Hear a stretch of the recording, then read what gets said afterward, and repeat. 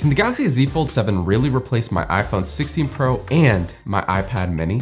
That's the question I've been trying to answer for the past few weeks. But with the Z Fold 7, this is a $2,000 foldable that's trying to be your everything device. So I've been using it as my phone, tablet, productivity hub, and gaming machine, trying to figure out, can it really do it all? Or does it just fall short of what I expect for that price tag? Let's find out. So I think it only makes sense to start things off with price, because with that eye-watering starting cost, this replacement could either be dead on arrival or make a lot of sense. For context, my iPhone 16 Pro starts at $999, while my iPad mini, $499. That's $1,500 for the pair, or about $500 less than the Fold 7, so definitely not pocket change. But I think if the Fold 7 can deliver a seamless experience, giving me most of the utility of these two different devices, which I rely on most without a lot of compromise, that premium might actually be worth it to me. Besides price though, the other thing that always held me back from buying a foldable is that they've just been so bulky and awkward, especially with their outer screens. The Fold 7 completely changes that. And when compared to the Z Fold 5 that I reviewed a few years ago, this is a huge step up. Back then, the chunkiness was impossible to ignore, especially when folded up in my pocket. It always felt like I was lugging around a much larger device. The narrow cover screen was another pain point for me, making typing feel really cramped and awkward. I'd constantly hit the wrong letters, so even for a quick text, I just end up opening it up, which I think completely defeats the point of having a cover display in the first place. But with the Fold 7 now, I can do everything I normally would with the iPhone right from the cover screen, no unfolding required. And you have to really hold one in hand to believe just how thin and light this feels. Somehow, Samsung managed to make this feel about as easy to carry as my 16 Pro while fitting a larger 6.5-inch cover display and a massive 8-inch folding screen inside. And it's crazy to think that when opened up, this is only 4.2 millimeters thick, nearly half of my iPhone, just barely enough to fit the USB-C port at the bottom. And then compared to my iPad mini, where it really sets itself apart is convenience. With the Fold 7, I can get that big screen experience when I need it, then fold it shut and go right back to phone mode without thinking twice about it. When I'm done, it slides right back into my pocket, which my iPad mini definitely can't do. Overall, the Fold 7's upgraded design is a huge win, but there were a few things I didn't love as much. First, the Fold 7's thinner, more squared off frame means that its sides can dig into my palms after a while. And in that way, I actually preferred the Fold 5 because of its rounder, chunkier edges, which just made it more comfortable, especially with one hand. Second, this phone is really delicate. Between almost costing as much as rent and having a nearly all-screen design, I'm always a little bit hesitant where I use the phone. And while this has always been a concern with foldables, the extra thinness makes it feel a little bit more fragile this year. You'll almost never catch me using the inner screen one-handed while out and walking. And it's not hard to see why. Opened up, this gorgeous display also means there's a lot more vulnerable screen surface if it ever were to hit the ground, God forbid. Most of the time, I'll stop and do what I need with the phone, check the info, then close it back up and either just use the outer screen or slip it back into my pocket before I'll move on again. One thing that definitely helps though, if you're willing to trade a little bit of thinness, is a case. The Spigen Slim Armor Pro I recently slapped on makes a huge difference, and especially when folded now, the phone feels almost as durable as my iPhone. And for me, a case like this isn't just optional, it's a must-have for the Z Fold 7. And here's the thing, once I added a case and started to get over my fear of dropping this thing and started to actually use it like it was meant to be, I began to rely on the Fold 7 in ways that my iPhone 7 just couldn't match. Even before I opened it up, the extra height I get with the outer screen lets me run 2 apps stacked vertically, and I can resize them depending on which one I need to see more of. It's perfect for quickly referencing something from another app, or even just using 2 instances of Chrome, so I didn't have to switch between tabs. I can't tell you how many times I wish I could do that with my iPhone. I haven't even opened the screen yet, and the Fold 7 is already a much better multitasking device. But things are only more impressive with the 8-inch screen, and when running 2 apps side by side, it felt like a true mini PC for a lot of tasks.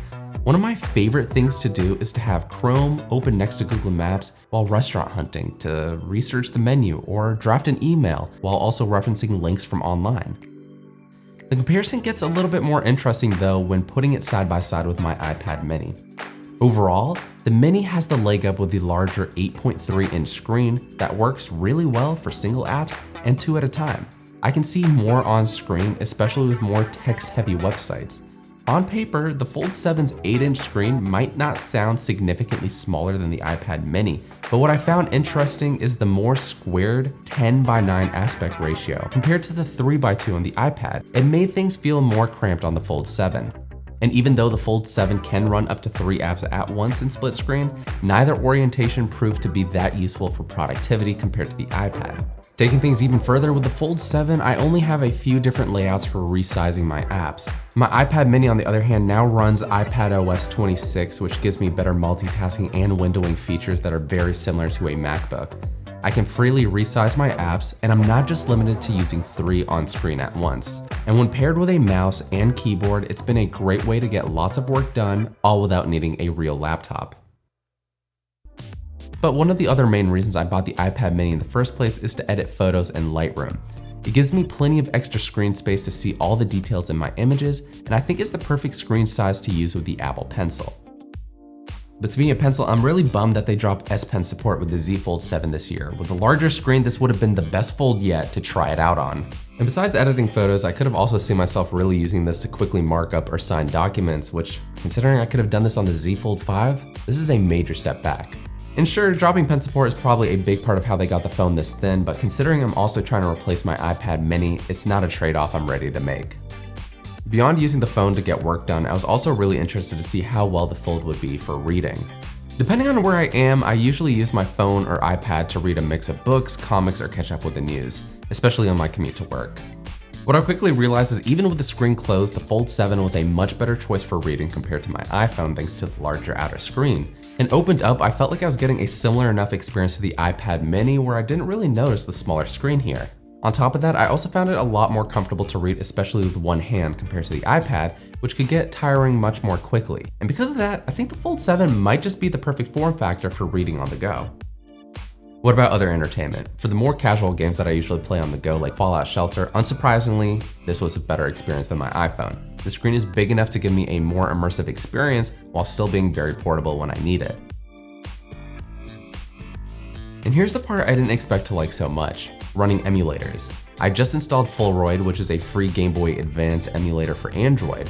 I loaded up some of my favorite Game Boy games, and it was like being thrown back to 2004. I even tried comboing this with Gemini's AI screen sharing features just to see how much insight it could give me to my battles, and the results weren't half bad. What is this Pokemon weak against? Paris is a fog/grass type Pokemon, so it's weak against fire, flying, rock, and poison type moves. Compsognathus is a grass type, so it doesn't have any super effective moves against grass. However, it does know Mega Drain. When it came to watching content on this though, I was a little bit disappointed. The more squared off screen means that shows and movies have black bars at the top and bottom, so I never really felt like I was getting full advantage of this larger viewing area. And unless I pinch in, which I don't always want to do, the iPad mini takes the easy win here. I'm gonna wrap things up by talking about camera quality. Obviously, I'm not trying to be that guy that uses my iPad to take photos, but how does this compare to my iPhone 16 Pro? The Fold 7 has a triple camera setup, a 50 megapixel main, a 12 megapixel ultra wide, and a 10 megapixel telephoto with 3x optical zoom. Photos and videos were actually really good and about on par with the iPhone 16 Pro, and that's a really big milestone for foldables, which have notoriously had inferior cameras compared to their slab phone counterparts. Where the phone really crushes it though is selfies. Sure, the inner cam is okay and about on par with my iPhone, but the real win comes when using the rear cameras with a cover screen as a viewfinder. I can now get higher quality selfies using different focal lengths, and honestly, it's the best selfie camera that I've used to date. So getting to use the Fold 7 for the past few weeks, here's what I think. If money wasn't part of the equation, I'd swap my iPhone for it right now. In almost every way, it matches or outperforms my slab phone, and for the first time that I've tested a foldable, I'm actually getting that big screen experience when I need it, while still feeling like a regular phone when it's closed. But at $2,000, this still can't replace my iPad mini. The inner display is gorgeous and perfect for quick tasks, but its squared off aspect ratio and limited multitasking keep it from handling my heavier productivity needs, and it's just not as enjoyable to watch movies and shows on. But who knows, maybe when we eventually get an affordable trifold or rollable, that'll nail the all-in-one sweet spot that I've been after. But what about you? Would you pay a premium for a device that almost does it all, or are you sticking with your phone and tablet duo? You can find us everywhere at Tom's Guide, and you can follow me to see what other cool tech I'm reviewing. And until the next one, catch you later.